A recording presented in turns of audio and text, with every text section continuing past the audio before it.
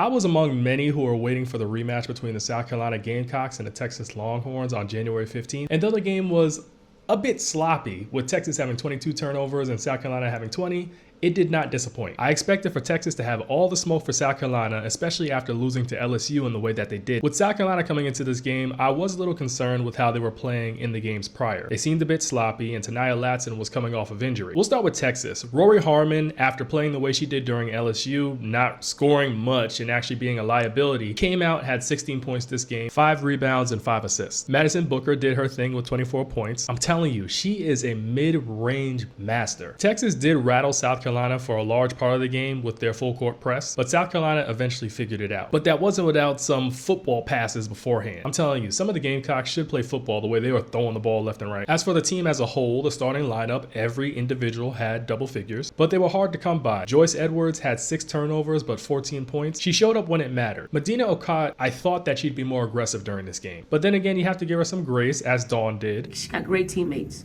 Like great teammates that's constantly talking to her, but until she gets there for herself, we got to continue to support her. She's only been playing for about 5 years, and when push came to shove, Medina hit a key 3 that got South Carolina in a decent lead. Taniyah Latson, though injured, I was very impressed by her efforts. She ended the game with 12 points, 2 rebounds, 3 assists. I have to applaud Agat McKeer. Now, a lot of people were saying she was the X factor for this game. She allowed Tessa to rest and guarded Madison Booker. A lot of times she was fighting off of moving screens, but still managed to hold her own. Tessa Johnson hit some key threes. I think she was 3 for 4 from the 3-point line. And Adele Tack, with her Darkwing Duck mask, the minutes that she put up on the floor, giving Medina some time to rest, it really did help. Her intangibles helped out the squad as a whole. It was nice to see Alicia Tonabees play. I really like the fact that Dawn trusted her in this big game scenario to just have some minutes just to get out there in that environment. Her coming to South Carolina at this point in the season, I mean, it's go time. March Madness is going to be right around the corner. And in terms of getting adjusted to the squad, another thing I wanted to mention too is McDowell, though she did not play this game, I loved her energy after the game, after their win. Her energy is infectious, and she definitely embodies what the South Carolina program represents, in my opinion. You already know, talk about dubs in the book. Last but not least, I have to mention Raven Johnson.